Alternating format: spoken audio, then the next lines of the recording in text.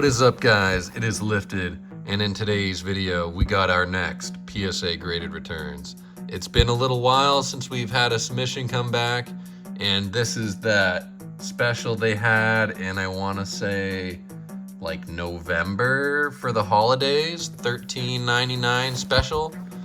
And yeah, I got my submission back in like maybe a month's time. It was nice for PSA to offer drop-off submissions at their Santa Ana location, so I made the drive and I saved myself some money on shipping, and I'm glad that they're doing that again because that was really easy. I just drove up to their headquarters. They had some very nice people greeting us, and they had some like pretty expensive, cool sports cards on display. I mean, that's not really my thing, but you know, it's cool to see regardless. All right, so there you have it, our 30 cards. And as per usual, they got that beautiful packaging with the PSA boxes. This is kind of how I like to store my cards as well, so really thankful for the way they operate. And let me just get some of the cards sorted out.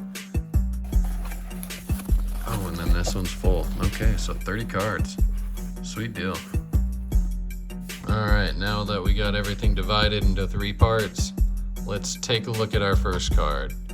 So this is one of our pickups from Juicebox Trade Night, Juicebox Cards Trade Night, and somebody was nice enough to trade this to us. A bit lower than market value too for a trade, so at about 80%. We took a risk. It looked fine to me, but I guess that's a PSA 9. Maybe it's the centering on the top, but I thought it would slip by as PSA 10, but now that I look at it too, the left side is pretty heavy, but with no flaws on the back. It leads me to think that PSA is really cracking down on centering these days. So a bit of a harsh grade, but an understandable one at least. So there's our first card. And up next, another trade. I traded some guy a Pikachu promo for this guy. Another trade night opportunity here from Evolving Skies. It's an alternate art, and the set does have hard pull rates, so would be nice. Is that a Pikachu? No, that's a Plusle and a Minun, actually. All right, we got a 10. Wow, so any English collectors out there, we will be having a lot for sale today. And up next, no, actually this card was so nice, I thought I was gonna keep this in my personal collection. So yeah, even though I do sell a lot of my English cards, this one, oh, damn, really? Can I see any inherent flaws on the back? It's like, yeah, there's a bit of a lip in that corner, you can see along the top edge, but you know, when you don't hit it in the right light, it looks totally fine. Yeah, you really have to hit it in the right light to see if there's any kind of flaw to this kind of card, but you know, the promos do have a bit of a rough cut, so maybe that makes sense. And if I don't plan on cracking that, that will be also, everything should be for sale so far. Up next, ooh, Burning Shadows. I cracked one of these out of a slab already that graded an 8. So hopefully at least one, I sent 2 of these, hopefully one gets a 9. 7. So, damn. All right, well, if this was the one that came out of the slab, not only did it not grade well, but it went down. Damn. Okay. That's not what you like to see, but hopefully we'll have a little better luck this time. Yeah, I am collecting 9s for Sun and Moon and X and Y, and older for English, but yeah, let's see how it goes. All right, I mean, maybe this will be a keeper. I'm gonna put that off to the side. Yeah, maybe I should have this as like a for sale pile here. Yeah, let's do that. And moving up next. Okay. Probably the biggest card in the submission. Well, one of the biggest cards in the submission. Because this could be about $400 plus if it gets a 10. And that's why I've attempted this card so many times. This is the 4th time submitting, cracked it 3 times. First time it graded a 9, so I thought I could get the 10, cracked it again, and then it was getting 8s. So not great, but smudged up the case and it got an 8. So what's the deal here? So honestly, I thought I saw the flaw in one of the unboxings, or in one, I rewatched one of my videos, and I think I even see the flaw now. It's not like an indent.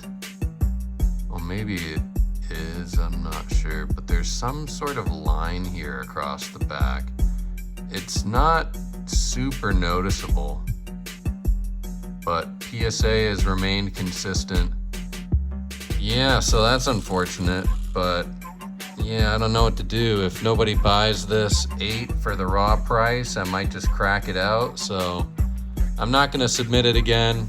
I've kind of overdone it a bit here this time, but yeah, I'm gonna have to let that one go. It might have gone with my PSA 10 set, but now that it has not graded well this many times, I'm done. We already have this in a 10, but it had an extra copy lying around. I think we pulled this not too long ago.